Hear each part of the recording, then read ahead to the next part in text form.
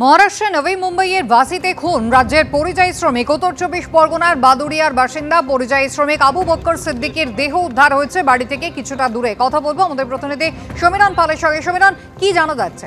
মর্মান্তিক ঘটনা, গতকাল রাতে ওই শ্রমিক আবু বক্কর সিদ্দিক তার দেহ আসে বাদুড়িয়া রুদ্রপুরের বাড়িতে এবং পরিবারের লোকজন দৃষ্টান্তমূলক শাস্তির দাবি করেছে। যেটা জানা যাচ্ছে পুলিশ সূত্রে যে গত রবিবার সন্ধ্যায় পেশায় রাজমিস্ত্রি আবু বক্কর সিদ্দিকী বেশ কয়েক বছর ধরে এই মহারাষ্ট্রে কাজ করতো বিভিন্ন সাইটে, এবং সেই একটি সাইটে যে কাজ করতো এবং তার স্ত্রীকে সঙ্গে নিয়ে থাকতো। রবিবার সন্ধ্যা থেকে নিখোঁজ হয়ে যায়।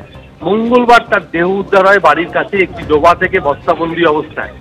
এরপরে ভাসি থানার পুলিশ তদন্তে নেমে যেটা জানতে পারে যে তার স্ত্রীর সঙ্গে এলাকার এক যুবকের বিবাহ বহির্ভূত সম্পর্ক ছিল এবং তার জেরে স্ত্রী এবং তার প্রেমিক মিলে তাকে পরিকল্পনা করে খুন করে। এবং এই ঘটনায় পুলিশ সূত্রে জানা যাচ্ছে তার স্ত্রী এবং তার প্রেমিককে গ্রেপ্তার করেছে ভাসি থানার পুলিশ।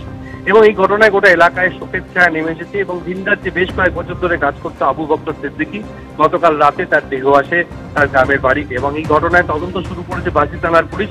এর পাশাপাশি বাদুড়িয়া থানার পুলিশও মুম্বাই পুলিশের সঙ্গে যোগাযোগ করছে যে কি কারণে এই খুনের ঘটনা সংঘটিত হলো। গোটা তদন্তের অগ্রগতি সম্পর্কে খোঁজখবর নিচ্ছে বসিরহাট পুলিশ জেলার শীর্ষ কর্তারা।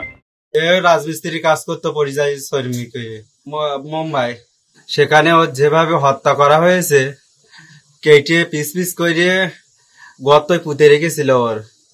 ওর যে এই কাজ করেছে তার আমরা চরম শাস্তি চাই। এর সাথে যারা জড়িত আছে তাদেরও চরম শাস্তি চাই। আমরা দিদির কাছেও অনুরোধ করছি যে দিদি, এই পরিযায়ী শ্রমিক বারবার এরকম খুন হচ্ছে, আপনারা একটু দেখুন।